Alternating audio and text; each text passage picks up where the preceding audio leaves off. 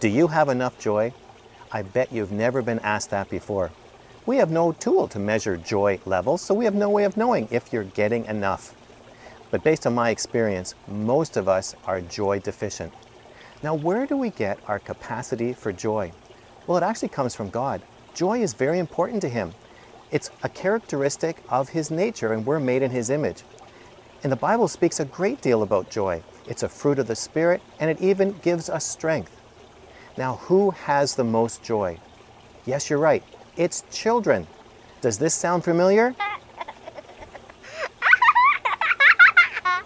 Now, most children are born joyful. But what happens to their joy? How come adults aren't as joyful as they were as children? Well, we squeeze joy out of them as they grow up. We teach them how to worry, how to take on the burden of responsibility. And as time passes, their emotional baggage fills up with painful life experiences and lies that they believe about themselves and other people. And in fact, as the emotional baggage grows, joy is sucked out of your life. In fact, emotional baggage is the #1 joy stealer in our lives. You see, emotional baggage fills us with negative thinking, worry, sadness, bitterness, anger, unforgiveness. So, who has time to be joyful? But how can we change this and get our joy back? Well, remember, who has the most joy? Children. And how has Jesus asked us to come to Him? As children. So how can we do that?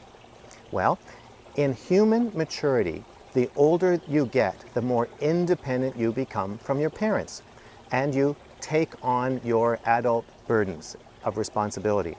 But in spiritual maturity, it's the exact opposite. The more spiritually mature you are, the more dependent you are on God, and the more you depend on Him and have Him carry your burdens. In fact, the more childlike and dependent you are, the greater is your capacity for joy. Now, I'm just like you. I've struggled with joylessness. In fact, I can suck joy out of any circumstance through pessimism and worry. But I had a life-changing experience when God showed me that the pinnacle of spiritual maturity was just to be age 5 sitting on His lap forever.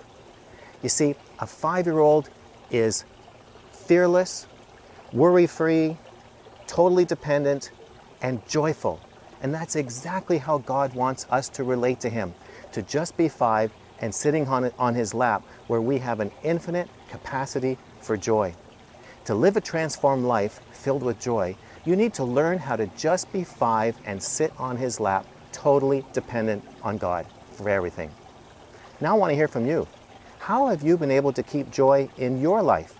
Just leave your comments in the box below. Now, if this is your first visit here, you need to get my free self-assessment guide. And to do that, just subscribe to my weekly email newsletter by filling out the subscription form right there. So I'll talk to you again next week, and this week, practice being 5 and sit on Jesus' lap.